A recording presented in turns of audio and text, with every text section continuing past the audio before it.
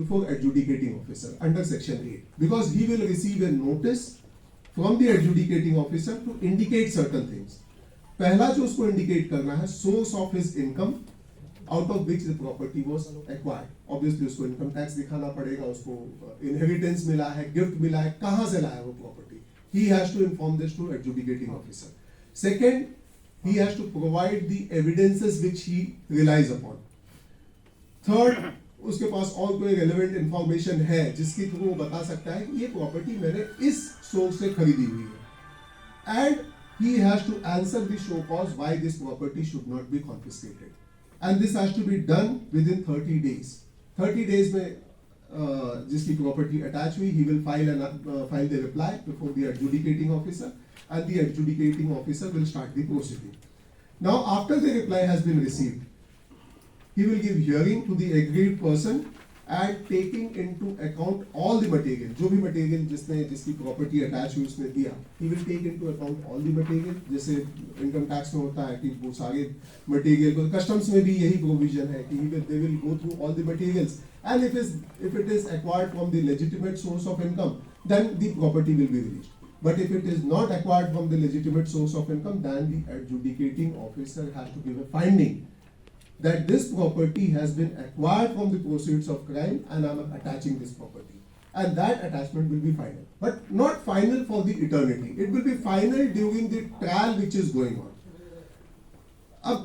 After recording of the finding, there are 3-4 stages in which the adjudicating officer has to work.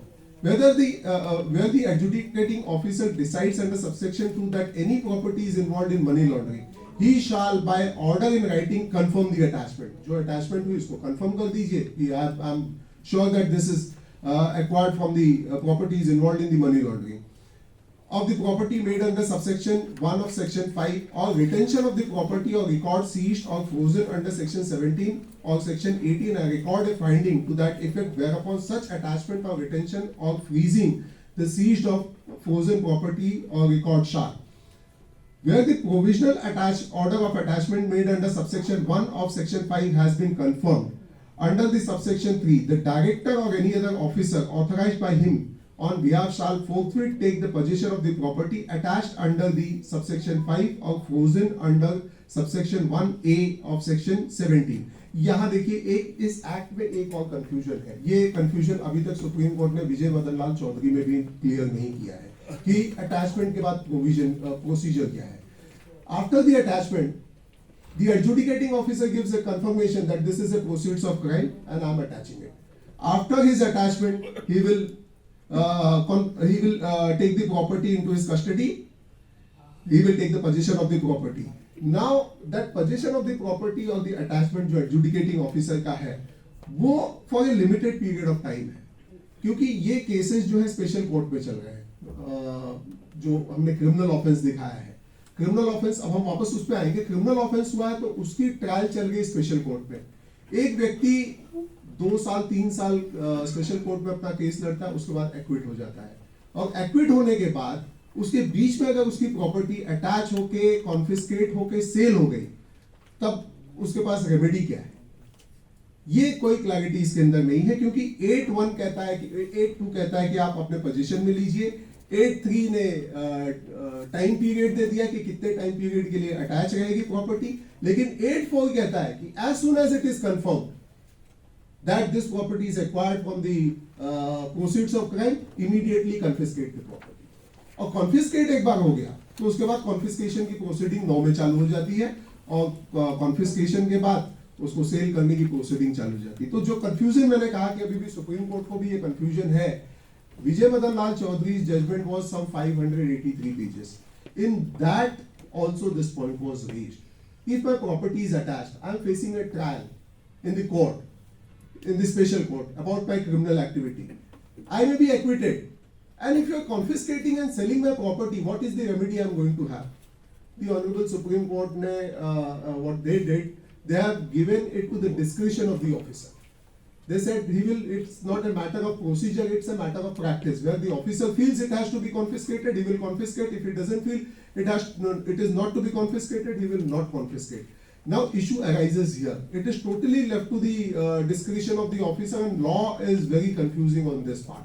So thereafter, after this judgment was passed, Justice Ramanna's bench sat, I think 1 month thereafter, and they specifically pointed out this problem. This is a problem. You confiscate the property, and a person is acquitted. What happens to that property? So this kind of confusions are there. Therefore, I said this act is very confusing in that sense. So after the property has been attached, attachment has been made final, the property will be confiscated under section 9. Once it is confiscated, now it is similar to Income Tax Act. Once it is confiscated, it will be free from all the encumbrances, where the special court or adjudicating officer, after giving show cause notice to any person interested in the property attached, is of the opinion that encumbrance on the property has been created with a view to defeat the provisions of this chapter, he may declare such encumbrances to be void. एक बार confiscation हो गया, अब confiscation के बाद एक कभी-कभी क्या होता है कि बैंक ने लोन दिया है किसी प्रॉपर्टी के ऊपर, प्रॉपर्टी 1 करोड़ की है, उसने 70 लाख रुपए लोन दिए बैंक ने, 30 लाख प्रोसीड्स ऑफ क्राइम है। अब यहाँ कंफ्यूजन स्टार्ट हो जाता है कि ये प्रॉपर्टी प्रोसीड्स ऑफ क्राइम से ली गई है कि कैसे ली, तो एनकम्बरेंस जो है बैंक का 70 लाख का क्रिएटेड है। अब ऐसे कई केसेस आए जहां ट्राइब्यूनल्स ने बैंक के फेवर में ऑर्डर दिया है कि आप इस प्रॉपर्टी को जो आप सरफासी में या एनसीएलटी में जाके आप इसको एक्वायर कीजिए, इसको सेल कीजिए, जो प्रोसीड्स ऑफ क्राइम है उसको ईडी के पास जमा कीजिए, बाकी के पैसे आप ले लीजिए। तो कॉन्फिस्केशन में ये चीजें भी देखनी पड़ती है। अगर कोई थर्ड पार्टी है, जैसे कि बैंक्स है, they are not part of proceeds of crime, they have not committed any offense, they have in their bona fides, they have invested or given loan, or they have transacted in their bona fides, then under such circumstances the act provides a remedy for them. They have to be heard by adjudicating officer after looking the everything and taking every evidence in perspective, he has to pass that order. So confiscate जब होता है, that confiscation, everything, the property is liquidated, money will go to the central government, thereafter it will be distributed to the victims of the crime, or if it cannot be liquidated, then section 10 में management of the property, जो confiscated property है, उसको central government अपने administrator के द्वारा manage कर सकती है। अब एडजुडिकेटिंग ऑफिसर जो है, जिसके पास ये एडजुडिकेशन चलता है, उसके पावर्स जो है, उसके पावर्स बड़े वाइड है। हम कह सकते हैं कि एक्ट प्रोवाइड करता है, मतलब जब कोई बैंक जाती है तो बैंक ये नहीं कह सकती कि मुझे कोर्ट जाना पड़ेगा, मैं एडजुडिकेटिंग ऑफिसर के पास नहीं जाऊंगा प्रूफ करने के लिए कोई भी चीज, क्योंकि जो एडजुडिकेटिंग ऑफिसर है उसके पास पूरे पावर सिविल कोर्ट के हैं। वो discovery, inspection, enforcing attendance, compelling record production, receiving affidavit, issuing commission and witness examination, सारी चीज कर सकता है। तो एडजुडिकेटिंग ऑफिसर के पास वाइड पावर है, थर्ड पार्टी को प्रोटेक्शन प्रोवाइडेड है, there are safeguards to that effect कि थर्ड पार्टी इसमें कहीं भी परेशान नहीं होगा। तो this ends the attachment proceeding. Attach कैसे होगी, अटैच होने के बाद उसके प्रोसीजर क्या है, तो पहला प्रोविजनल अटैचमेंट है, प्रोविजनल अटैचमेंट कंफर्म होगा अंडर 5, अटैचमेंट कंफर्म होगा सेक्शन 8 में, 8 में कंफर्म होगा तो कॉन्फिस्केशन 9 में, management of the property under section 10 and 11 are the powers of the adjudicating authority. अब जो पैसा कमाने वाली बात आ गई वो आ गई सर्च और सीजर के मामलों में। Search and scissor is provided in this act. तो मैं पहले सर्च एंड सीजर पे आ जाता हूं, फिर वापस मैं ऑब्लिगेशन ऑफ रिपोर्टिंग एंटिटीज पे जाऊंगा। चैप्टर 5, क्योंकि जैसे मैंने पहले बताया कि money laundering act is divided into 10 chapters. Chapter 5 relates to summon, search and seizures. ये जो सेक्शंस है 16, 17, 18, ये सारे आप अगर इनकम टैक्स एक्ट लेंगे तो this are all pari materia to income tax act. पहला है section 16, power of survey. Income tax officer को जैसे पावर ऑफ सर्वे है, ईडी ऑफिसर को पावर ऑफ सर्वे है, सेम सेक्शंस है, मैं उसमें जाने की जरूरत नहीं है। सर्वे कर सकते हैं कि ये मनी लॉन्ड्रिंग, लेकिन उनका स्कोप होगा, आपका स्कोप है कि टैक्स इवेजन के लिए क्या किया गया है, उनका स्कोप है कि ये प्रोसीड्स ऑफ क्राइम से आया हुआ पैसा है। खाली स्कोप डिफरेंट है, but power of survey exactly pari materia है। उसके बाद उनको पावर दिया गया है सर्च एंड सीजर का सेक्शन 17 में। एनफोर्समेंट ऑफिसर जो है वो सर्च कर सकता है, सीजर कर सकता है प्रॉपर्टी की जो प्रोसीड्स ऑफ क्राइम है, and it is similar to income tax act. Section 18 search of persons है, इंडिविजुअल पर्सन को भी सर्च कर सकता है। उसके बाद आता है पावर ऑफ अरेस्ट। मेरे नोट में पावर ऑफ अरेस्ट नहीं होगा,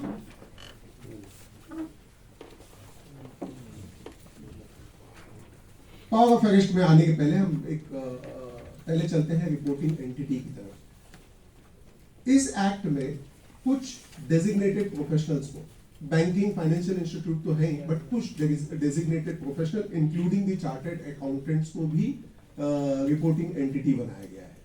अभी रिसेंटली इसका एक नोटिफिकेशन आया है 2023 में, जहां चार्टर्ड अकाउंटेंट्स को भी इसमें रिपोर्टिंग एंटिटी बनाया गया है। रिपोर्टिंग एंटिटी का काम इन वन लाइन, आप जो भी ट्रांजैक्शन डील करते हैं उस ट्रांजैक्शन को आप रिपोर्ट अपने पास रिकॉर्ड रखेंगे। आपके पास केवाईसी होनी चाहिए, ये ट्रांजैक्शन कैसे हुआ ये सारे रिकॉर्ड आपके पास होने चाहिए, और जब भी एनफोर्समेंट डायरेक्टरेट ये आपसे रिकॉर्ड मंगवाएगा वो रिकॉर्ड आपको प्रोड्यूस करने हैं। अब कंफ्यूजन इसमें चार्टर्ड अकाउंटेंट्स और कंपनी सेक्रेटरीज को ये आया कि we are totally coming under the purview of PMLA. They are not. In fact, it is only with regard to the transactions where the chartered accountant or the company secretary is carrying out that transaction. उन्होंने पैसा लिया, उन्होंने अपने client के behalf पे property खरीदी, वो उस पैसे को डील कर रहे हैं, सिर्फ उसी में चार्टर्ड अकाउंटेंट और कंपनी सेक्रेटरीज और अदर प्रोफेशनल्स उसके पर्व्यू में आएंगे। तो ये रिपोर्टिंग एंटिटीज का काम है। अब हम हर साल देखते हैं बैंकों ने नया एक चालू किया है कि हर साल वो कहते हैं आप केवाईसी जमा कीजिए। अब सोचते हैं ये केवाईसी हर साल क्यों लगता है? वो केवाईसी इसी रिपोर्टिंग, क्योंकि बैंक्स भी रिपोर्टिंग एंटिटी है, एफएटीएफ का रिकमेंडेशन है कि आपको हर साल चेक करना है कि आपका कस्टमर कौन है। अभी आपने रिसेंटली एक न्यूज पढ़ी, पेटीएम के ऊपर आरबीआई ने रेस्ट्रिक्शंस लाई है।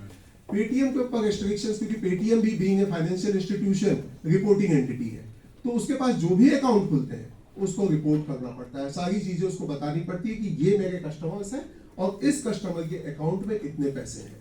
पेटीएम के साथ क्या हुआ, जब पेटीएम के अकाउंट चेक किए गए तो उसमें कई अकाउंट, एक पैन कार्ड से मल्टीपल अकाउंट्स खोले गए हैं और उन मल्टीपल अकाउंट्स में करोड़ों रुपए, ऐसा एलिगेशन है, मैं ऐसा मन से नहीं कह रहा हूं, बट ऐसा एलिगेशन है कि उस एक पैन कार्ड से कई अकाउंट खोले गए हैं और उन मल्टीपल अकाउंट्स में करोड़ों रुपए जमा किए गए हैं। तो this is a clear case of money laundering. Clear case of money laundering in the sense कि यही प्रोसेस प्लेसमेंट का है कि पैसा जनरेट हुआ छोटे छोटे अकाउंट्स में, 5,000, 10,000, 15,000 ऐसे करके हजारों अकाउंट में पैसे डाल दिए जाते हैं कि 5,000, 10,000 को कोई ध्यान नहीं देगा। बट आरबीआई ने जो रिपोर्टिंग एंटिटीज को रिस्पॉन्सिबिलिटी दी है कि आप केवाईसी चेक करेंगे, वो रेगुलर इंटरवल्स पे आरबीआई जैसे सैंपल टेस्ट करते रहते मंगाती रहती है कि आप हमें बताइए कि आपके कस्टमर्स कौन है और आपके अकाउंट में कितने, इनके अकाउंट में कितने पैसे हैं, उसके अंदर पेटीएम आया होगा। तो ये रिपोर्टिंग एंटिटीज का काम है कि उनके पास कितने अकाउंट खुले, किसने खोले, उसके अंदर कितने पैसे जमा है, सारी चीजें उनको रिकॉर्ड रखनी है। और सीए, सीएस, अगर ये कॉस्ट एंड वर्क अकाउंटेंट जो है वो अगर ये क्लाइंट के बिहाफ पे कोई भी ट्रांजैक्शन करते हैं तो उनको भी सिमिलर रेस्ट्रिक्शंस है या ऑब्लिगेशंस है। मैंने ऑब्लिगेशंस अपने नोट में लिखा हुआ है कि सिमिलर ऑब्लिगेशंस है, उनको भी वो रिकॉर्ड मेंटेन करना पड़ेगा 5 साल के लिए। और 5 साल के अंदर अगर कभी भी कोई भी ट्रांजैक्शन में ऐसा लगा कि क्रिमिनल प्रोसीड्स ऑफ क्राइम, ये क्राइम से जनरेटेड पैसा था and this has been used for buying a property, then chartered accountant or the ICWA, they may be called, and on producing the record everything is clear। इतना कोई dangerous चीज नहीं है। अभी रिसेंटली चेन्नई हाई कोर्ट ने भी एक judgement दिया है इस इशू को लेकर कि सीए का काम है, चार्टर्ड अकाउंटेंट, कंपनी सेक्रेटरी का काम है सिर्फ पेपर को देखना, पेपर की जेन्युइनिटी चेक करना उनका काम नहीं है। तो they can not be held responsible for everything. उनको खाली एक रिकॉर्ड रखना है, ये ट्रांजैक्शन क्या ही हुआ, ये मैं रिपोर्टिंग एंटिटी हूँ, मैंने इनके बिहाफ पे किया, ये इनके केवाईसी है, ये ट्रांजैक्शन है, ये पैसे इस अकाउंट से है, इस अकाउंट से है, तो ये है। तो coming back to power of arrest, ये सबसे बड़ा जो आजकल चल रहा है कि सेक्शन 19 में एनफोर्समेंट डायरेक्टरेट को पावर ऑफ अरेस्ट है। अब पावर ऑफ अरेस्ट जो है, इसमें एक सुप्रीम कोर्ट ने कह दिया कि enforcement directorates are not police officers, they are not police officers, under the definition also they are not police officers, they are enforcement officers. But here in this section, under section 19, power has been given to this enforcement officers to arrest any person who they believe has been involved in the activity of money laundering. मैं खाली section 19 को पढ़ना चाहता हूँ. If the director, deputy director, assistant director or any other officer authorized in this behalf by the central government by general or special order has on the basis of material in his possession. आपने अभी देखा था कि adjudicating officer के पास the same thing was there. He has to have reason of belief, material in his possession, and that has to be recorded in writing. ये safeguard हर section में PMLA में दिया गया है. Whether it is stage of provisional attachment, whether it is stage of final attachment, whether it is stage of arrest also, he should have to possess all these things on the basis of material in his possession. Reason to believe, यहाँ भी reason to believe है, यहाँ भी है कि the reason for such belief to be recorded in writing that any person has been guilty of an offence punishable under this section, he may arrest such person and shall as soon as may be inform him the grounds of such arrest. जो मैंने start में कहा कि ground of arrest के ऊपर एक confusion चल रहा है, सुप्रीम कोर्ट में जजमेंट्स आ रहे हैं, यहाँ ग्राउंड्स ऑफ अरेस्ट उसको इन्फॉर्म करना है. तो कंफ्यूजन यहीं से आया कि यहाँ पे इन्फॉर्म करना लिखा है, इन्फॉर्म इन राइटिंग नहीं लिखा हुआ है, तो ये कंफ्यूजन यहाँ से आया. तो कुछ चीजें हैं, अब जानते हैं कि नया एक्ट है, every evolving act has some teething problem and it will be settled as the time goes by. So he has a power to arrest. अब अरेस्ट करने के बाद वो सिमिलर प्रोसीजर अप्लाई करता है जैसे नॉर्मल आईपीसी के ऑफेंसेस में आदमी किसी व्यक्ति को अरेस्ट करते हैं, उसको मजिस्ट्रेट के सामने ले जाते हैं, उसका रिमांड लेते हैं, फिर रिमांड उनको कुछ दिनों की मिलती है. लेकिन यहाँ पे जो पावर जो अरेस्ट करने के बाद है वो रिमांड स्पेशल कोर्ट के पास लेके जाते हैं, ना कि किसी मजिस्ट्रेट के पास, जो कि इस एक्ट में बना है. और हर डिस्ट्रिक्ट में एक स्पेशल कोर्ट जो सेशन कोर्ट होता है उसको एक स्पेशल कोर्ट डिजिग्नेट कर दिया गया है. अब मैं उसमें आता हूं जो जुडिशियल प्रोसीडिंग्स है उसके ऊपर. सेक्शन 20, 21 और 20 और 21 है रिटेंशन ऑफ रिकॉर्ड्स के लिए, जो इनकम टैक्स में भी है कि आपने जो भी सर्च एंड सीजर में रिकॉर्ड्स दिए हैं उसको आप कुछ पीरियड के लिए रिटेन कर सकते हैं बाय शोइंग रीजन कि वी रिक्वायर दिस. 22 अब यहाँ पे पीएमएलए जो स्ट्रिंजेंट हो जाता है चाहते कि इतना स्ट्रिक्ट क्यों है, ये लोग इससे डरते क्यों है, क्योंकि इसमें रिवर्स बर्डन ऑफ प्रूफ काम करता है. आईपीसी में अगर किसी व्यक्ति को पकड़ते हैं, एक्यूज्ड को पकड़ते हैं, then the accused the burden of proof to show that the crime has been committed lies on the prosecution. The prosecution has to come and say that this is the offense that has been committed and he has to prove, जैसे हम कहते हैं ना कि beyond reasonable doubt, he has to prove that this offense has been committed, then only that person can be convicted. Otherwise not. But PMLA में it is exactly other way around. यहाँ पे burden of proof is on the person who has committed the crime. He has to come before the court and show. Section 23 है 24 है burden of proof. In any proceeding relating to the proceeds of crime under this act, proceeds of crime मैंने clear किया है कि जो भी criminal activity से पैसा आया है वो proceeds of crime है.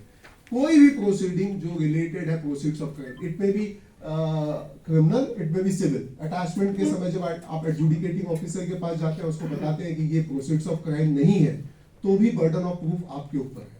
आपको प्रूफ करना पड़ेगा कि ये प्रोसीड्स ऑफ क्राइम नहीं है, एनफोर्समेंट डायरेक्टरेट नहीं करके देगा. In any proceeding relating to proceeds of crime under this act, in case of a person charged with offence of money laundering under section 3, the authority of the court shall, unless the contrary is proved, presume that such proceeds of crime are involved in money laundering. Unless the contrary is proved, तो आप trial में prove करते रहिए कि मैंने नहीं किया, लेकिन प्रूव आपको करना है.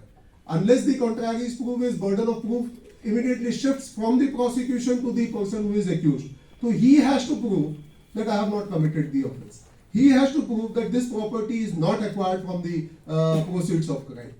यहाँ ही आके स्ट्रिंजेंट हो जाता है. और ये स्ट्रिंजेंसी जो है यहाँ पे, this again percolates in the condition of bail, which will be under section 45, which shall come later on. After that, the judicial authorities which has been formed, in my note at page number 13 it is there, but जो attachment proceeding है adjudicating officer ने confirm कर दिया. Thereafter what? Thereafter there is appellate tribunal that has been constituted under the Act under Section 25. Appellate tribunal has a judicial member, जैसे आपके income tax appellate tribunal है, same judicial member, technical member. Appellate tribunal constituted है. Appellate tribunal में आपको appeal करना है, अगर order आपके इसका नहीं तो आप वहां कर सकते हैं. तो ये अटैचमेंट ऑफ प्रॉपर्टी पे मैं फिर से आ रहा हूँ कि अटैचमेंट ऑफ प्रोविजनल अटैचमेंट हो गया, एडजुडिकेटिंग ऑफिसर ने अपनी फाइंडिंग दे दी, तो एडजुडिकेटिंग ऑफिसर के पास आपको फर्स्ट रेमेडी मिली अपना दिखाने के लिए प्रोसीड्स ऑफ क्राइम नहीं है. अब आप नहीं दिखा पाए, फिर आपको सेकंड अपॉर्चुनिटी मिलती है अपीलेट ट्राइब्यूनल के पास जाने के लिए कि the adjudicating officer has not decided it properly, this is not proceeds of crime, we should weigh the evidences in certain manner, he has not done that and the proceeding will go on before appellate tribunal. And the appeal is provided under section 26 within a period of 45 days of the receipt of the order of the adjudicating officer. जो 8 में वो order देंगे उसके 45 दिन में आपको करना है. अब appellate tribunal के पास भी similar powers है कोर्ट के, attending discovery inspection, receiving evidence on affidavit, similar जो civil court के powers है सारे powers appellate tribunal के. So this is in fact a code in itself which provides for the offence, which provides for confiscation, which provides for the judicial remedy also. So you don't have to go in on any other act. You will find everything under this. Suppose the appellate tribunal refuses your appeal, then there is another appeal provided in the High Court under section 42, wherein within 60 days you have to file an appeal, and which can be extended for a further period of 60 days. So see, section 5 provisional attachment, there are 3 consequential appeals that has been provided in the act itself. So it cannot be said that there are no ample safeguards against the actions taken by the enforcement officer. Adjudicating officer will first decide whether it is pursuits of crime. Thereafter, the appellate tribunal will decide. If the appellate tribunal does not give order in your favor, then High Court has a separate jurisdiction under section 42 of PMLA to decide this. If not, to Supreme Court, to SLP में they can decide anything under the plenary jurisdiction. So this is the remedy provided as far as the attachment is confirmed. Attachment starts from the provisional attachment and ends up to, in the act, ends up to section 42, wherein the last appeal is before the High Court with regard to the attachment. But अब जो मैंने कहा कि if a person is arrested under a criminal, under section 19 he has been arrested, then where he has to be produced, then there is a establishment of a special court. In every district, a session court has been designated as a special court. जैसे income tax के लिए भी offences के लिए एक special court है, और भी एक्ट्स के लिए एक स्पेशल कोर्ट, कंपनीज एक्ट के लिए है. In companies act also it is provided that a particular sessions जज will be designated as a special court. In this also there is a special court who will be appointed in consultation with the Chief Justice of the High Court, and he will decide with regard to the criminal proceedings. Now all the crime that has been committed under section 3 is cognizable and is punishable and it is non-bailable. So जैसे ही किसी को arrest करते हैं, arrest करके उसको jail में डालते हैं, अब पहला जो मैंने स्ट्रिंजेंट कंडीशन पहले बताया था कि बर्डन ऑफ प्रूफ किसी व्यक्ति के ऊपर चला जाता है, accused has a burden of proof to prove that this is not proceeds of crime. Under the bail also this has come. Bail में सेक्शन 45 में 2 कंडीशंस है जिसको नॉर्मली ट्विन कंडीशंस कहते हैं. अगर आप किसी भी आर्टिकल को पढ़ेंगे, कहीं भी पढ़ेंगे, तो उसमें यही दिखाएंगे कि ये इतना स्ट्रिंजेंट क्यों हो जाता है. ये एक्ट इसलिए स्ट्रिंजेंट हो जाता है क्योंकि इसमें ट्विन कंडीशंस जो प्रोवाइडेड है, उन ट्विन कंडीशंस में पहला ये है कि जैसे ही बेल पड़ती है, public prosecutor should be given an opportunity to oppose such release. वो तो नॉर्मल है, आईपीसी के ऑफेंसेस में भी पब्लिक प्रोसिक्यूटर को अपॉर्चुनिटी मिलती है, he will go there, he will oppose. But second, the court has to be satisfied that the accused is not guilty and he is not likely to commit any offence while on bail. अब court को satisfy होना है तो burden of proof के ऊपर होना है. Burden of proof भी उस व्यक्ति के ऊपर है, वो तो अरेस्ट हो चुका है. जब तक उसका कंप्लेंट या चार्जशीट फाइल नहीं होगी वो तो कुछ प्रूफ नहीं कर पाएगा. अब कोर्ट को अपने ऊपर से सेटिस्फाई करना है, खुद को और उसको रिकॉर्ड करना है अपने ऑर्डर में. That has to be recorded that he is satisfied that this person is not guilty at the bail stage. He is not guilty of the offense of money laundering, and if he is released on bail, he will not commit further activity money for the offence related to money laundering while on bail. अब आप सभी practice करते हैं, हमने इतने साल से किया, कौन जज ऐसा लिख के देगा कि I am prima facie finding that is not guilty, and चलिए ये भी लिख दे कि मेरे पास कोई प्रूफ नहीं है, I can do that, but बाहर जाने के बाद ये व्यक्ति फिर से नहीं करेगा offence. This is very stringent. ये कोई जज नहीं लिख के देगा अपने इससे कि मैं ऐसा अफर्म करता हूं कि ऐसा नहीं। तो इसलिए सेशन कोर्ट में या फर्स्ट स्टेज ऑफ बेल में बेल मिलना बहुत मुश्किल हो जाता है। फिर उसके बाद you are part of the procedure, and as you know in India the procedure is the punishment. Punishment will come after when you will be found guilty, but 7 साल की सजा है। मैं कई लोगों को डिफेंड कर रहा हूं जो खुद ही 3-4 साल से अंदर बैठे हुए हैं। जज कहते हैं कि हम कैसे इसको करें, आप बताइए कि मैं कैसे लिख के दूं कि इज नॉट गिल्टी, क्योंकि जैसे मैंने कहा कि पैसा कमाने वाली बात है, सारा चीज अकाउंटेंसी का है। इसमें प्रोसीड्स ऑफ क्राइम प्रूफ करना है, जैसे इनकम टैक्स में आता है तो प्रूफ करते हैं कि ये लेजिटिमेट इनकम है, सारा चीज चार्टर्ड अकाउंटेंट बताएगा, सारी चीजें अकाउंटेंट्स बताएंगे, लॉयर तो उसमें कुछ बता नहीं पाएगा। अब वो चीजों को क्लियर करके लाना है। अब जज कौन है? जज तो भी लॉयर से जाके बैठा ना। I am deviating from this subject, showing why this has become stringent. उसके सामने अगर कोई जाके कहे कि ये 5,000 करोड़ रुपए का घोटाला है, तो कोई भी जज उसमें हाथ डालने को तैयार नहीं होगा। वो अकाउंटेंसी थोड़ी करने बैठेगा, अंदर जब प्रूफ होगा तब होगा, देखेंगे। The burden of proof is on you. I'm not going to go into this. That's why people are suffering in this act. So this is the condition under section 45 and 45. It is not that this stringent condition has never been taken note of by any court. In fact, in Nikesh Tarachand Shah, Justice Rohinton Nariman ने इसके ऊपर judgment pass किया, wherein he had stated that this is against the constitution. You cannot put such kind of condition, stringent condition, where a person cannot come out of bail.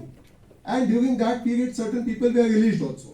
They were languishing behind the bars for 4-5 years. Thereafter, they were released. One of them is our Maharashtra Minister, Mr. Chhagan Bhujbal. After Rohinton Nariman's judgment, he was released. But when it was reviewed, this all act was reviewed under Vijay Madan Lal Chaudhary. अगर आपको ज्यादा इस act के बारे में जानना तो एक जजमेंट पढ़ना विजय मदन लाल चौधरी का, लेकिन जजमेंट ही 583 पेज का है। फुलियानी जी कहते हैं कि 600 पेज में एक्ट पूरा कमेंट्री होनी चाहिए, तो 583 पेज का जजमेंट है, उसमें सारी चीजें हैं। उन्होंने कहा, जब ये जजमेंट को रिव्यू किया जा रहा था, तो उन्होंने कहा कि जो निकेश ताराचंद शाह का जजमेंट है वो गलत है, वो पर इंक्वेरियम है, इसलिए ट्विन कंडीशन सही है। वापस से ट्विन कंडीशंस आ गए, और जैसे ही ट्विन कंडीशंस आए, people have started again languishing behind the bars, they are not coming out. This is the issue that is being faced by everyone everywhere. अब उसके बाद बेल सेक्शन 45 में हो गया, bail is not allowed, you obviously go to high court against appeal, revision, review, सारे power CrPC वाले हैं। अब एक जो स्टार्ट के इंट्रोडक्शन में यादव जी ने कहा, I am again taking name of Yadav ji because he has given very apt introduction of the act की, एक 2 पैराग्राफ में उन्होंने पूरा एक्ट ही बता दिया कि क्या क्या होना चाहिए, क्या नहीं होना चाहिए। सीआरपीसी के ऊपर ओवरराइडिंग पावर है, बट जहां सीआरपीसी और ये इनकंसिस्टेंट है वहीं पे, अगर इनकंसिस्टेंट नहीं है, सीआरपीसी से कंसिस्टेंसी है, तो सीआरपीसी इसके अंदर आ जाएगा, या इसके अंदर इक्विवेलेंट चीजें प्रोवाइड नहीं की गई है। जैसे अरेस्ट के लिए सीआरपीसी पे अलग प्रोविजंस है, इसके अंदर अलग प्रोविजंस है, तो अरेस्ट के समय ये ओवरराइड कर जाएगा सीआरपीसी को। बट ऐसे कई है, जैसे अपील है, अपील में कोई इनकंसिस्टेंसी नहीं है, तो अपील सीआरपीसी के हिसाब से चलेगा, ट्रायल सीआरपीसी के हिसाब से चलेगा, रेफरेंस, रिव्यू सारे सीआरपीसी के हिसाब से चलेंगे। तो बेल रिजेक्ट हो गई, या upon completion of the trial कोई कन्विक्ट हो गया, और वो कन्विक्शन के बाद हाई कोर्ट जाता है, तो सेम प्रोविजन जो सीआरपीसी के है वो एप्लीकेबल होंगे। लेकिन एक और शॉकिंग चीज है, मैं इनफैक्ट लग रहा है मैं पॉलिटिकल स्पीच देने जा, एक चीज जो शॉकिंग है, इतने सारे केसेस इंडिया में हुए हैं पीएमएलए के अंदर, आप यकीन नहीं मानेंगे, इतने सारे केसेस में सिर्फ 2 मैटर में कन्विक्शन आया है, सिर्फ 2 मैटर में, और ये एक्ट 2002 का है, 2005 से आया हुआ है। 2000 मैं ये नहीं कहूंगा कि 2005 से सभी लोगों को ये साथ हुआ था, लेकिन जब ये डेफिनेशन बढ़ाई गई 2019 में कि आप कंसील करते हैं तो भी नोइंगली अननोइंगली कंसील करते हैं, पजेस करते हैं, तो ये थोड़ा एक्ट का मनी लॉन्ड्रिंग का डेफिनेशन वाइड हो गया, तो अरेस्ट ज्यादा बढ़ गए, अटैचमेंट ज्यादा बढ़ गए, इसलिए आप ईडी का नाम बार बार सुनते हैं कि ईडी आ गई है। They have in fact taken over, CBI से ज्यादा आजकल ईडी के चर्चे हैं, आपके इनकम टैक्स से ज्यादा ईडी के चर्चे हैं कि वो इनकम टैक्स आ गई सर्च ऑफ सीजर में, तो एक बार चलिए ठीक है हम भर देंगे, कोई बात नहीं है, बट वहां आ गई तो उनको क्रिमिनल भी फेस करना है, सिविल भी फेस करना है। तो इन सालों में भी सिर्फ 2 में कन्विक्शन हुआ है। रिसेंटली बॉम्बे हाई कोर्ट के बॉम्बे स्पेशल जो जज है महाराष्ट्र के, उन्होंने एक बड़ा जजमेंट इस पे पास किया है कि सिर्फ 5 मैटर में ट्रायल चालू हुआ है, only 5। This is also shocking. Even after filing of the complaint, even after filing of the chargesheet, only in 5 matters the trial has started. This also should be looked at, but ये भी एक confusion का part है कि chargesheet file हो गई है, bell के लिए स्ट्रिंजेंट कंडीशन है, ट्रायल चालू नहीं होगा, व्यक्ति बैठा रहता है 4-5 साल के लिए। अब आप जानते हैं 436A CRPC में प्रोविजन है कि एक व्यक्ति जिसको एक पर्टिकुलर पीरियड की सजा है, उसने आधी सजा काट ली, तो उसको बेल दे देना चाहिए। हमारे बॉम्बे हाई कोर्ट में तो ऐसा हो गया कि तब भी बेल नहीं देनी चाहिए, अब ट्रायल चलने दो, ट्रायल में देखा जाएगा। तो मुझे लगता है कि अब जितने लोग बंद हैं इस समय, वो एक राणा कपूर है यस बैंक के, वो 4 साल से बंद है। मैं एक को डिफेंड कर रहा था, कॉक्स एंड किंग्स कंपनी थी, ट्रैवल कंपनी, उसके जो ओनर है वो 2020 से बंद है। उन्होंने 436 में एप्लीकेशन भी लगाई, 436 की एप्लीकेशन भी रिजेक्ट हो गई, आधी से ज्यादा सजा काट चुका, अभी तक इन मैटर्स में ट्रायल चालू नहीं हुआ। तो आप सोचिए कि ट्रायल कब चालू होगा और ये कब रिलीज होंगे। तो यहाँ ये एक्ट आके स्ट्रिंजेंट हो जाता है। अपील और रिवीजन के प्रोविजंस तो है ही। अब एक जो पॉलिटिकल डिस्कोर्स चलता है कि ईडी किसी के भी घर में आ जाती है, कुछ भी कर देती है, कहीं भी छापे मारती है, उसको भी कोर्ट इंटरफियर नहीं कर रही है। उसके भी रीजंस है, क्योंकि पीएमएलए में ही प्रोवाइडेड है कि अगर कोई भी सर्च सीजर वेक्सेशियस है तो सेक्शन 62 में जो भी सर्च डालता है, वेक्सेशियस सर्च के लिए पनिशमेंट है। सेक्शन 62 कहता है कि any officer who without reasons recorded in writing, आपने देखा कि ऑफेंस में reasons to be recorded in writing है, अटैचमेंट में reasons to be recorded in writing है विद मटेरियल इन पोजीशन। अगर इसके बिना करता है, he searches any building or place or detains or search or arrests a person shall be liable for imprisonment of 2 years or fine up to 50,000 or both। ये officers के against में है कि अगर कोई भी व्यक्ति इन चीजों को फॉलो नहीं करता है, ये करता है, तो he can also be punished। वैसे ही अब नया एक चालू हुआ है, रिसेंटली आपने पेपर में पढ़ा होगा कि मुंबई में एक व्यक्ति पकड़ा गया जिसके पास बहुत सारे कंप्लेंट्स पड़े हुए थे।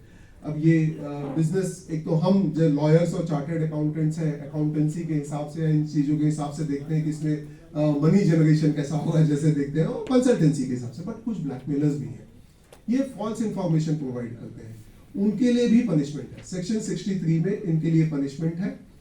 कंपनीज अगर ऑफेंस करती है तो सेम जो 138 के आपने जजमेंट्स देखे होंगे, डायरेक्टर्स हैं, ये सारे जो लोग हैं, इनके लिए भी पनिशमेंट्स है, कंपनी को भी पनिश कर सकते हैं।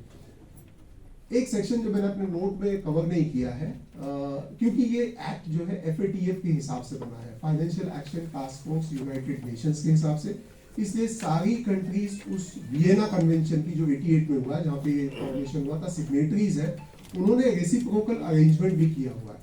तो जो एक्स्ट्राडिशन ट्रीटी है, जिसने भी साइन किया है, यदि नीरव मोदी आज वहां पकड़ा जाता है या विजय माल्या वहां पकड़ा जाता है, उनके अपील्स रिजेक्ट हो चुके हैं, बट वहां पे बहुत सारी प्रोसीजर इसने पड़ा है, तो रेसिप्रोकल अरेंजमेंट्स भी है, उससे किसी भी व्यक्ति को वहां से लाया जा सकता है, उसकी उस देश में खरीदी हुई प्रॉपर्टी जो मनी लॉन्ड्रिंग से है, उसको भी अटैच किया जा सकता है और उसको कॉन्फिस्केट करके सेल किया जा सकता है। तो considering all this aspects, PMLA stringent है, जैसे कि बर्डन ऑफ प्रूफ आपके ऊपर है, मतलब एक्यूज्ड के ऊपर है, बेल की कंडीशन बहुत स्ट्रिंजेंट है, सारी चीजें हैं, but at each and every place there is a safeguard provided. And यदि गवर्नमेंट उसमें कुछ सुप्रीम कोर्ट कुछ इंटरप्रिटेशन दे, तो अभी मैं बैठा हुआ था तो एक लाइव लॉ का एक आया कि मिस्टर चिदम्बरम और कपिल सिब्बल ने अभी 9:47 में कहा कि जो विजय मदन लाल चौधरी का जजमेंट है, that has to be reviewed very soon because people are behind bars.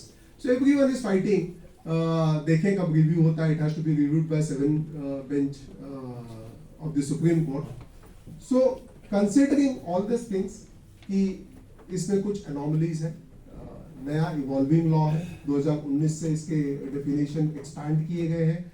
Expand करने के बाद केसेस बढ़े हैं, बट ये जरूरी भी है। उसके लिए इसलिए जरूरी है कि आजकल एक पैरेलल इकोनॉमी कैश की चली गई है, और कैश कहाँ से आता है? प्रोसीड्स ऑफ क्राइम से ही आता है। अगर आपको क्राइम पे एक्टिविटी रोकनी है तो you will have to attach this properties, you will have to take action under those sections of the PMLA. अब एफएटीएफ जो है, this is under this act is promulgated under the directions of FATF. आपने अभी कुछ दिन पहले news चल रही थी पाकिस्तान को लेके कि Pakistan is in black list, grey list, I am sorry, Pakistan is in grey list, Mauritius is in black list, और हमारे यहाँ एक पॉलिटिकल डिस्कोर्स चलता है कि इसको बहुत स्ट्रिंजेंट बनाया गया है। आपको पता है ये पाकिस्तान जो है वो ग्रे लिस्ट में कैसे गई या मॉरिशस ब्लैक लिस्ट में कैसे गई? क्योंकि इन्होंने लॉ को स्ट्रिंजेंट नहीं बनाया, इन्होंने एफएटीएफ के जो रिकमेंडेशंस है उसको माने नहीं, इसलिए वो ब्लैक लिस्ट और ग्रे लिस्ट में गई है। इंडिया हर चीज को फॉलो कर रही है, लेके आ रही है, नो डाउट और भी आगे चलेगा, बट अल्टीमेटली सुप्रीम कोर्ट इस पे जो भी इंटरप्रिटेशन देगा उसके ऊपर आगे के डिस्कोर्स जो है कंफर्म होंगे। तो ये पूरा एक्ट है, इसमें कुछ सेक्शंस मैंने स्किप कर दिए।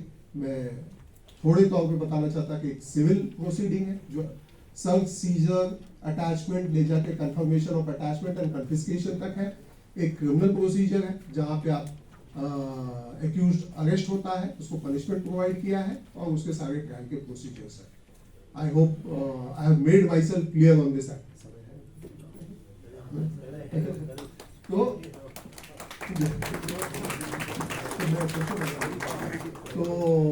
this is the whole act, and if you apply your mind by reading the judgment of Vijay Madan Lal Chaudhary and all other judgments, जो मेन है विजय मदन लाल चौधरी अभी चल रहा है, अगर आपको समय मिले तो निकेश ताराचंद शाह पढ़ लीजिएगा, जिसमें बेल के कंडीशन के ऊपर बहुत अच्छा जजमेंट है, written argument. No doubt it is now overruled by Vijay Madan Lal Chaudhary, but you should read those judgement. ये दो जजमेंट पढ़ लेते हैं तो पीएमएलए पूरा आपका क्लियर हो जाता है।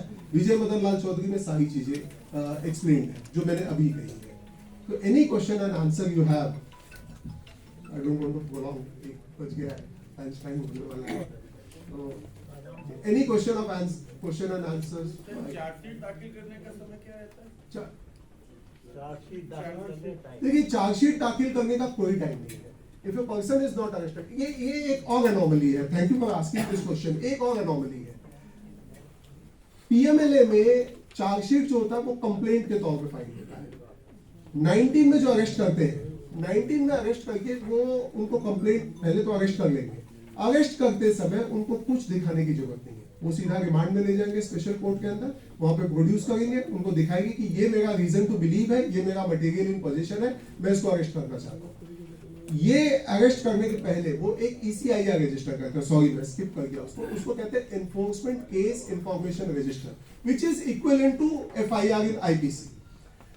अब IPC में आपको प्रोविजन है कि जैसे ही केस फाइल हुआ आपको FIR मिल जाएगा, आपको FIR में सारे ग्राउंड्स मिल जाएंगे, कंप्लेनेंट क्या कहना चाहता है वो सारी चीजें मिल जाएंगी। ये एक्ट और स्ट्रिंजेंट इसलिए बन जाता है कि आपको ECIR की कॉपी नहीं मिलेगी, आपके पास कॉपी नहीं आएगी, क्योंकि एनफोर्समेंट डायरेक्टरेट ये आर्ग्यूमेंट करता है कि वो हमारा इंटरनल केस रजिस्टर है, हम वहां पे मेंटेन करते हैं, जो प्रेडिकेट ऑफेंस का FIR है उसी के ऊपर बेस्ड है।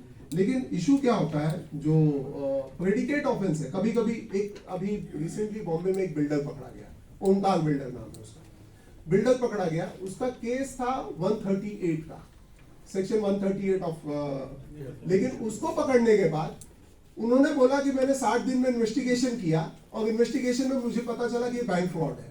वो 138 का 5 लाख या 10 लाख का केस जाके 200 करोड़ का बन गया। तो आप पता ही नहीं कर सकते कि कैसे। तो चार्जशीट जो आपने कहा फाइल करने का समय है, उसको सुप्रीम कोर्ट ने बार बार इंटरप्रेट किया है कि जैसे NDPS का है तो उसमें सजा अगर 10 साल से ज्यादा है तो 90 दिन है, 10 साल से कम है तो 60 दिन है, 7 साल तक की सजा तो 60 दिन है। लेकिन यहाँ चार्जशीट नहीं फाइल होती है, जब वो पकड़ के ले जाते हैं उसके बाद वो कंप्लेंट फाइल करते हैं, और कंप्लेंट जैसे प्राइवेट कंप्लेंट होता है section 200 of CRPC, if I am not wrong, section 200 of CRPC के इक्विवेलेंट इसमें कंप्लेंट फाइल होती है, जो सेक्शन 44 में प्रोवाइडेड है। वो कंप्लेंट पे जज कॉग्निजेंस लेता है और उसके बाद उसको फर्दर उसकी कस्टडी इस व्यक्ति की कंटिन्यू करनी है या नहीं करनी है, उसके ऊपर डिसाइड करता है। तो to come back to your question, I straight around या तो 60 दिन या तो 90 दिन based upon the scheduled offence. और ये शेड्यूल्ड ऑफेंस अगर आप देखेंगे 3 पार्ट में, तो किसी में 7 साल की सजा है, किसी में 10 है, किसी में लाइफ तक जा सकती है। तो बेस्ड ऑन दैट चार्जशीट का या उसको जैसे कहें कि कंप्लेंट फाइल करने का समय वो है। चंदा कोचर का यही वाला पीएमएलए में है ना, एमबीपी में चंदा कोचर का आईसीआईसीआई बैंक का जो पीएमएलए का केस चल रहा है, लेकिन जो बॉम्बे हाई कोर्ट ने उसको रिलीफ दिया वो सीबीआई में है। और सिमिलर इशू था कि उसमें इशू क्या था, ये इशू जो चंदा कोचर वाला आपने रेज किया, उसमें इशू ये था कि उसको 41A की नोटिस नहीं दी गई है। आपको पता होगा सीआरपीसी में अगर सजा 7 साल से कम है, और पीएमएलए में आप देख रहे हैं कि शेड्यूल्ड ऑफेंस तो अलग चलेगा, वो तो आईपीसी के मजिस्ट्रेट के सामने या सेशन जज के सामने चलेगा, लेकिन उससे जो जनरेटेड प्रोसीड्स ऑफ क्राइम है उसका केस चलेगा स्पेशल जज के सामने, उसमें 7 साल या 10 साल की सजा होगी। अगर 7 साल की सजा है तो 41A की नोटिस सीआरपीसी ने दी है। तो इसके ऊपर बहुत सारी बहस हुई। सुप्रीम कोर्ट का अभी सेंथिल बालाजी नाम के एक मिनिस्टर है तमिलनाडु में, उनको अभी अरेस्टेड है वो सेंथिल बालाजी। उसके अंदर उनके केस में आया है कि since PMLA has an overriding effect on CRPC arrest वाले में, क्योंकि 19 में क्लियर लिखा है कि अरेस्ट का प्रोसीजर क्या होना चाहिए, कैसे प्रोड्यूस करना चाहिए, तो जैसे मैंने कहा वो इनकंसिस्टेंट हो जाता है CRPC के अरेस्ट। तो 41A is not applicable under this. तो चंदा कोचर वाला जो आपने सवाल पूछा, उसमें सेम उसने इशू रेज किया था कि 41A की नोटिस मुझे नहीं दी गई है, और उसको रिलीफ उस समय मिल गई थी। और उसके बाद सेंथिल बालाजी का जजमेंट आया है, अभी वो मैटर पेंडिंग है, देखिए उसमें क्या होता है। वो बैंक फ्रॉड का ही केस था, और bank fraud is also offence under PMLA. लोग क्या करते हैं, बैंक से लोन ले लेते हैं, वो बड़ी कंपनी जैसे करती है, एक काम के लिए लेंगे, उसको 10 और कामों में लगा देंगे, या उसको साइफन ऑफ कर देंगे। कई कंपनियां ऐसी हैं जो पैसे लेती हैं कहीं से बैंक से कि मेरे को ये कंपनी बनानी है, बट वो अल्टीमेटली पैसा लैंड हो जाता है जाके मॉरिशस या जहां पीएमएलए इतना स्ट्रिक्ट नहीं है, वहां पे जाके लैंड हो जाता है। That is also fraud. अगर उससे किसी की डेथ हो जाए तब क्या विच प्रोसीडिंग? अगर क्रिमिनल है तो वो तो अबेट हो जाएगी। अगर अटैचमेंट है तो आप लीगल रिप्रेजेंटेटिव को रिकॉर्ड पे ला सकते हैं, क्योंकि अगर अटैच हो गई है प्रॉपर्टी, तो ये प्रूव करना है कि this is not generated from the proceed, उसमें सेक्शन है, तो it is not generated from the proceeds of crime, and therefore वो लीगल है प्रूव करेगा कि this is not generated from the proceeds of crime, and therefore this property has to be released to me. But criminal है तो वो abate हो जाएगा। अगर इसमें अगर कोई पकड़ा गया तो उसके क्या खिलाफ क्या 2 ऑफेंस चलेंगे, एक सिविल एक यस, नहीं सिविल एक्चुअली कहा जाए तो 3 ऑफेंस चलेंगे, 3 ऐसे चलेंगे। एक तो वो प्रेडिकेट ऑफेंस हो गया, क्योंकि प्रेडिकेट ऑफेंस को मैं क्लियर कर दूं, इशू क्या है। प्रेडिकेट ऑफेंस जब तक नहीं होगा तब तक मनी लॉन्ड्रिंग का केस नहीं बनेगा। एफआईआर होना जरूरी है, एफआईआर होगा तो ही आके यहाँ पे पीएमएलए में केस रजिस्टर होगा। तो प्रेडिकेट ऑफेंस का एक केस चलेगा, और एक चलेगी मनी लॉन्ड्रिंग में ऑफेंस की, कि इन्होंने ऑफेंस किया होगा।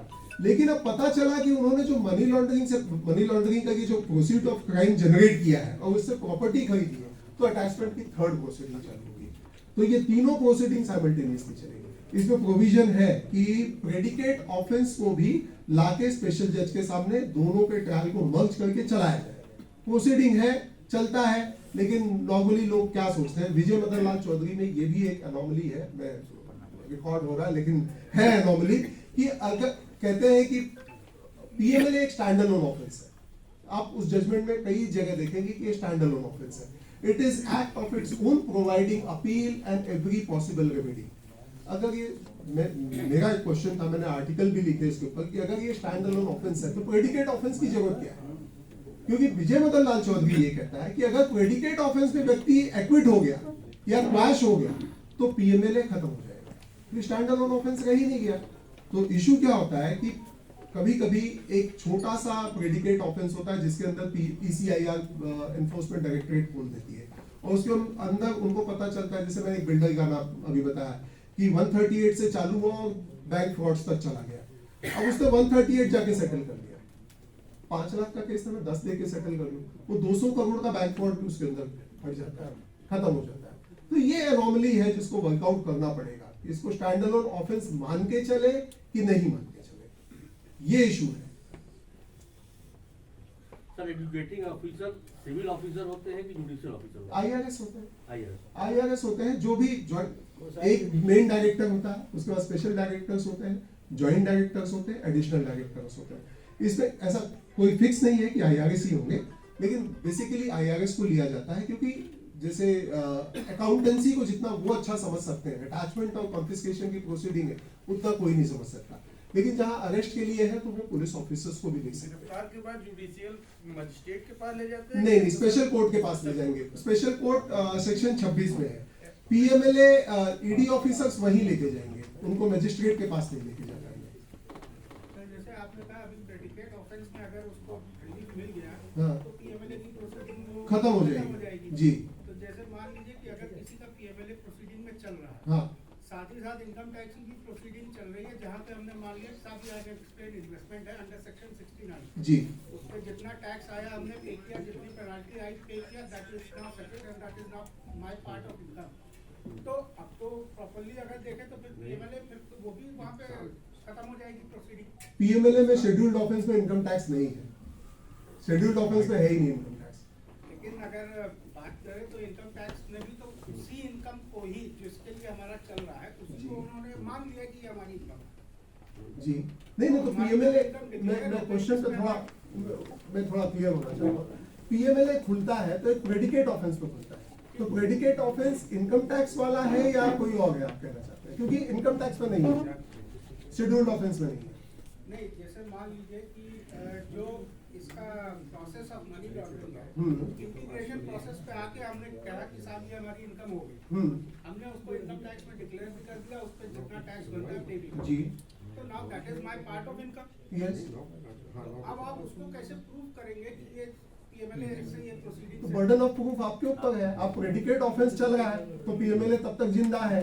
पीएमएलए के ट्रायल में बर्डन ऑफ प्रूफ आप सेक्शन 24 में आपके ऊपर है। आप इन सब चीजों को लेके जाइए। अगर क्रिमिनल प्रोसीडिंग है तो बताइए कि मैंने इनकम टैक्स में दिया, ये प्रोसीड ऑफ क्राइम नहीं था, मैंने टैक्स भर दिया है और ये सारी चीजें क्लियर है। अगर टैक्सेशन रिलेटेड है तो आप लेके जाइए। अटैचमेंट है तो अटैचमेंट में जो एडजुडिकेटिंग ऑफिसर है, क्योंकि आपको पहली बार सुना जाएगा सेक्शन 8 में एडजुडिकेटिंग ऑफिसर के सामने। प्रोविजनल में तो आपको हियरिंग नहीं मिलेगी, हियरिंग के आपको नोटिस भी नहीं मिलेगी, सिर्फ कंप्लेंट मिलेगा। तो सेक्शन 8 में पहली चीज जो पूछते हैं वो यही पूछते हैं, what is your source of income. In fact practical ढंग से देखा जाए तो एडजुडिकेटिंग ऑफिसर जब आजकल तो वीसी से चलता है तो वीसी पे पहला क्वेश्चन वही पूछते हैं, what is your source of income. तो आपको अपनी इनकम टैक्स रिटर्न्स और ये जो ऑर्डर्स पास हुए वो सब दिखाना पड़ेगा कि this is my legitimate source of income, तो अटैचमेंट हट जाएगा। Yes. सर एक क्वेश्चन है कि जैसे ये जो अभी जमीन घोटाला हुआ है लालू यादव के द्वारा, जी। उसमें नौकरियां दी गई हैं। जी तो क्या ये नौकरियां तब हटेंगी जब यह प्रूफ हो जाएगा या उनको उसका भी सस्पेंड कर दिया जाएगा या उसका क्या प्रोविजन है उसके, जो कि प्रॉपर्टी तो है नहीं कि हम अटैच कर लें प्रॉपर्टी। लैंड दिया है ना लालू यादव को, प्रोसीड्स ऑफ क्राइम वो लैंड हो। नहीं, और वो तो नौकरी जो नौकरी दी गई है इसको प्रोसीड्स ऑफ क्राइम के डेफिनेशन में कैसे लाएंगे? तो प्रोसीड्स ऑफ क्राइम के डेफिनेशन में नहीं नहीं है, है लेकिन वो। वो तो मिल चुकी है उनको जी। तो वो चलती रहेगी उनकी जी। तो हम उनका जो लैंड है बस वही एक्वायर वो एक्वायर कर पाएंगे क्योंकि वो प्रोविजन उसके परव्यू में नहीं है। This is not with in the jurisdiction of enforcement officer या स्पेशल कोर्ट के कि किसी को नौकरी सही दी गई या गलत दी गई है।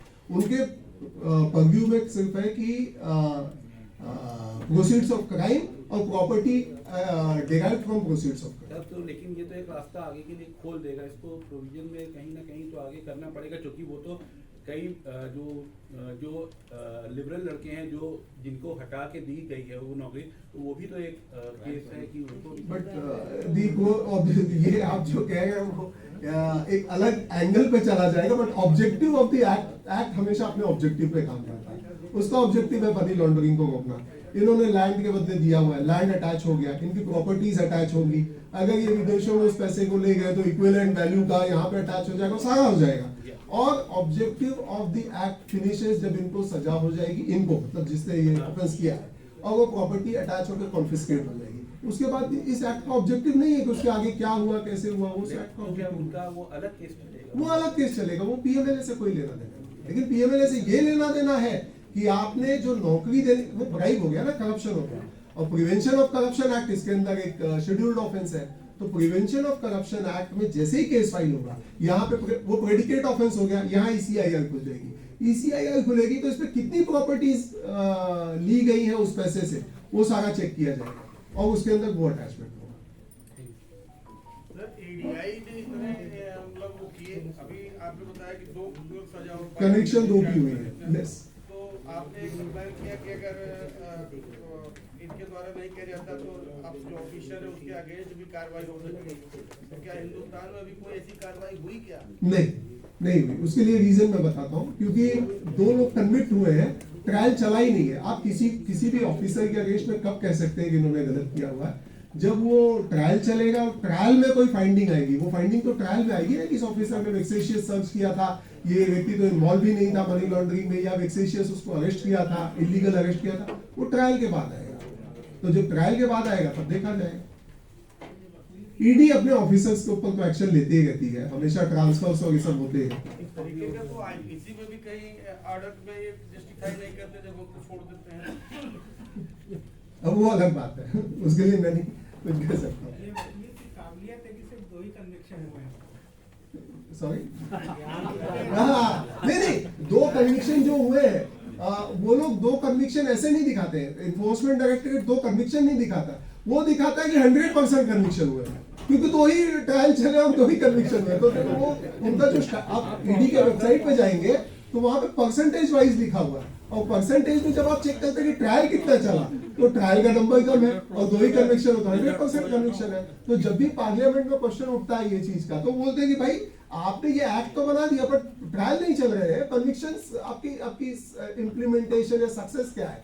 तो इम्प्लीमेंटेशन और सक्सेस यही है कि 2% 100% 2 लोगों को 100% हमने कन्विक्ट कर दिया। देखिए अगर PMLA को सरकार को सुधारना है, अगर इस चीज को रियली आगे लेके जाना, तो पहली चीज जिस पे एक्ट करनी पड़ेगी ट्रांसपेरेंसी। जो ट्रांसपेरेंसी है कि आपने ECIR खोला, उस व्यक्ति को बता दीजिए किस ग्राउंड पे अरेस्ट कर रहे हैं, उसको बता दीजिए। जब व्यक्ति जा रहा है कोर्ट में, अब हम और आप वकील हैं, हम कोर्ट में जाते हैं तो पूछते हैं ना भाई कि आप क्या बोले, आपकी तरफ से क्या बहस करें? उन्होंने साहब मुझे तो पता ही नहीं, मुझे तो 4 बार बुलाया और सेक्शन 50 की नोटिस देके 5वीं बार कह दिया कि मैंने तो कोऑपरेट नहीं किया, मुझे उठा लिया। और बेसिकली यही होगा। अब जो सोरेन वाला जो इशू है, उनको सेक्शन 50 की नोटिस देके बुलाई गई थी, सेक्शन 50 की नोटिस, लेकिन उसमें प्रोविजन है सेक्शन 50 में भी कि अगर वो कोऑपरेट नहीं करते, उनके खिलाफ तो एविडेंसेस भी मिले हैं, नो डाउट, वो ट्रायल में प्रूव होंगे नहीं होंगे, बट सेक्शन 50 में अगर कोऑपरेट नहीं करते, उनको ऐसा राइट है, वो अरेस्ट कर लेते हैं। और कोई भी व्यक्ति जाके सेक्शन 50 में तो नहीं बोल के आएगा कि मैंने ऐसा ऐसा किया, क्योंकि उसके एक और रीजन है। सेक्शन 50 को अगर आप डिटेल में पढ़ते हैं तो सेक्शन 50 में दिया गया स्टेटमेंट वो एफिडेविट पे माना जाता है, वो कोर्ट में प्रूव हो चुका है, उसको प्रूव करने की जरूरत नहीं है। फिर आप बोलते हैं कि ये वो कन्फेशनल है या कहीं से, वो सेक्शन 50 का जो स्टेटमेंट है वो कोर्ट में प्रूव हो चुका है। अब आप बर्डन ऑफ प्रूफ आपके ऊपर है, आप बताइए कि उन्होंने मुझे पकड़ा था, मुझे मारा था, मुझे मार के इन्होंने ऐसे ऐसे स्टेटमेंट दिया। एफिडेविट भी वो आप ही से लिखवाते हैं। ऑब्वियसली वो तो आप जाइए, एडवोकेट्स को तो अंदर ही नहीं जाने देंगे, वो बात अलग है। वो बोलेंगे कि आप लिखिए। जब आप लिखिए तो आप उसको खुद ही नहीं कह सकते कि साहब हमसे लिखवाए। मैं बेसिकली ऐसा कहूंगा कि यदि आप और मैं, हम तो एडवोकेट्स हैं, हमारे पास अगर 5 साल की इनकम टैक्स की एक ट्रांजैक्शन की डिटेल अभी मैडम मांग ले तो हम खुद भी नहीं दे पाएंगे, हमको तो याद ही नहीं होगा कहां से आया। और एनफोर्समेंट डायरेक्टरेट जब डंडा लेके बैठ जाए कि बताओ अभी, नहीं तो अभी चलो उठो, इनको अंदर जाओ। कौन सा? सेक्शन 50 में जो नहीं, क्योंकि सुप्रीम कोर्ट के जजमेंट ऐसे हैं, सुप्रीम कोर्ट के इसी मामले में नहीं, इस मामले में उस जजमेंट का इंटरप्रिटेशन आता है कि शो कॉज नोटिस को कभी आप चैलेंज नहीं कर सकते। शो कॉज नोटिस चैलेंज नहीं हो सकती। शो कॉज नोटिस है, आप कहीं भी अभी इनकम टैक्स में एक शो कॉज नोटिस इशू कर दीजिए, हाईकोर्ट जाते तो हाईकोर्ट यही कहेगी भाई आपको शो कॉज आई, आप जाके जवाब दीजिए, अरेस्ट थोड़ी कर रहे हैं। तो 50 जो है, ये जो इशू है कि 50 में आपको सिविल मैटर में बुलाते हैं, शो कॉज नोटिस सिविल है, बट 4 बार में आपने जवाब नहीं दिया तो वहां पाओगा आप अरेस्ट वहीं है, वहीं करेंगे। यहाँ stringent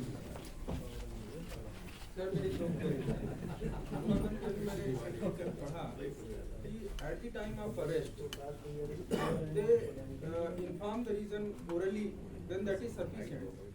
But within 24 hours, they can give you the reasons in writing. yes। तो ये ठीक है। ये पहला इशू रेज हुआ था, एक महाराष्ट्र में मंत्री थे छगन भुजबल, उनके में हुआ था, उनको इन्फॉर्म नहीं किया गया था। वो अरेस्ट होकर अंदर गए, उनका रिमांड ले लिया 5 दिन का। उसके बाद उनको रिमांड के अंदर उनको दे दिया गया कि ये रीजन ऑफ अरेस्ट है आपके। तो वो गए, उन्होंने कहा कि ये गलत है, मुझे अरेस्ट करके वक्त नहीं दिया। तो कोर्ट ने वही इंटरप्रेट किया कि आपको इन्फॉर्म करना था, आपको इन्फॉर्म कर दिया, और एज सून एज पॉसिबल, उसमें वर्ड है कि एज सून एज पॉसिबल आपको ground of arrest 24 hours is as soon as possible, ये दे दिया। ये इशू फिर विजय मदन लाल चौधरी जो 583 पेज का जजमेंट है उसमें भी आया। तो उसमें भी छगन भुजबल वाले जजमेंट को माना गया कि एज सून एज पॉसिबल आपको 24 आवर्स में बता दिया तो ठीक है। लेकिन बंसल वाले केस में जो पवन बंसल है, जो है मेरे नोट में होगा नहीं तो मैं बता, तो उसमें कोर्ट ने पहली बार बोला कि नहीं, आप अरेस्ट करते वक्त राइटिंग में दीजिए। लेकिन फिर उसके बाद दूसरा जजमेंट आया कि वो जो जजमेंट है विजय मदन लाल चौधरी का, वो प्रायर इन टाइम है, कोऑर्डिनेट बेंच का है, तो वो पहले माना जाएगा और ये हम रिव्यू करेंगे जब करेंगे। अभी 7 बेंच का रिव्यू बाकी है इसके ऊपर, जिसमें CIR देना चाहिए कि नहीं देना चाहिए, एक अरेस्ट में इंफॉर्मेशन बताना चाहिए कि नहीं बताना चाहिए, ट्विन कंडीशन स्ट्रिंजेंट है या नहीं है, उसको कैसे मॉडिफाई किया जा सकता है, ये सारे क्वेश्चंस पेंडिंग है सुप्रीम कोर्ट के सामने। दूसरा interplay of the money laundering act and income tax. जी, जैसे अभी किसी भाई ने क्वेरी की थी Yes. कि सपोज समबडी अपनी इनकम टैक्स रिटर्न में अपनी इनकम दिखाया टैक्स पे किया हुआ और उस डिक्लेरेशन का एडवांटेज PMLA में लेना चाहता है, जी, तो ये कहाँ तक इंटरप्ले अलाउ होगा PMLA में एटलीस्ट, क्योंकि बिकॉज इनकम टैक्स के एम्बिट में तो क्रिमिनल या इलीगल या एनी काइंड ऑफ एक्टिविटी से जो इनकम किसी आदमी को जनरेट होती है जी, that is subject to tax, Subject to tax, yes. यहाँ पे लीगलिटी देखी जानी नहीं है, जी। ये देखा जाना है कि इनकम आपने अर्न की है या नहीं की है। जी, उसके मीन्स भले ही इलीगल हो, क्रिमिनल हो, व्हाट एवर। तो ऐसी हालांकि कोई दिखाएगा नहीं कि मैंने क्रिमिनल सोर्स से इसीलिए प्रेडिकेट ऑफेंस में आपको इनकम टैक्स एक्ट नहीं दिखता है इसके अंदर, प्रेडिकेट ऑफेंस। लेकिन अगर समझिए आपने कोई प्रॉपर्टी खरीद ली है प्रोसीड्स ऑफ क्राइम को लेके और उनको डाउट है, तो जो वर्ड है, पहला शब्द मैंने कहा whosoever, मतलब आपका एक्यूज होना जरूरी नहीं, आपके पास वो प्रॉपर्टी मिल गई है, वो कह रहे हैं कि ये प्रोसीड्स ऑफ क्राइम है, आप मेरे से रिलेटेड है, मैंने क्राइम किया, मैंने पैसा आपको दिया, आपने खरीदा हुआ है। अब आपने खरीद के उसको इनकम टैक्स में डिक्लेयर कर दिया तुरंत, और इनकम टैक्स में सारी चीजें बताई। तो पहला ऑप्शन आपके पास एडजुडिकेटिंग ऑफिसर के पास है कि ये टैक्स प्रॉपर्टी है। ऐसी कई केसेस हुई हैं जिसमें ट्राइब्यूनल ने उसके फेवर में जजमेंट दिया कि अगर वो टैक्स भरा हुआ है, सारा चीज उसके पास, अल्टीमेटली सोर्स ऑफ इनकम बताना ना, सोर्स ऑफ इनकम टैक्स के थ्रू ही आएगा।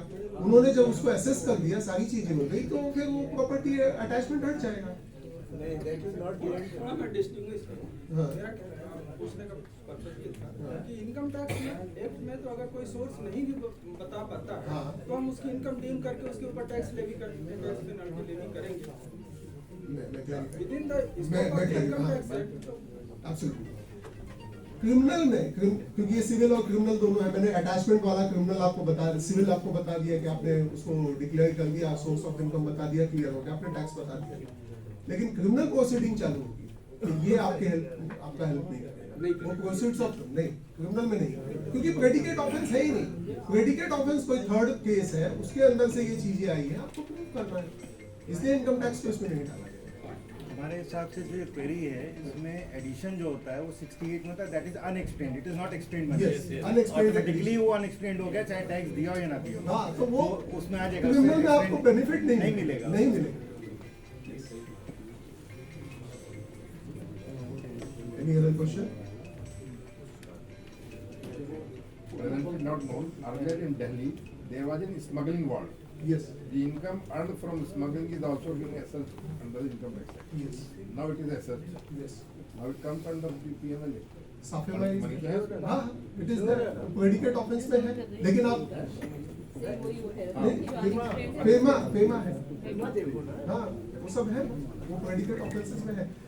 इशू ये है कि आपकी अटैचमेंट हट जाएगी अगर आपने सोर्स ऑफ इनकम बता दिया। अगर सोर्स ऑफ इनकम नहीं बता पाए, ओनली बिकॉज जो क्रिमिनल केस चल रहा है, सोर्स ऑफ इनकम नहीं बता पाए, उसमें सोर्स ऑफ इनकम बताना भी नहीं। आपने ये पैसा लिया है, कहाँ से लिया, आपने इनकम टैक्स भर दिया, इसके लिए आप एक्विट हो जाएंगे, ऐसा नहीं होगा। आपको पनिशमेंट उसमें ऑफेंस में मिलेगी नहीं। I'm making myself clear. Okay, thank you so much. Thank you so much for inviting me. And, I thought I learned from that side. Thank you so much.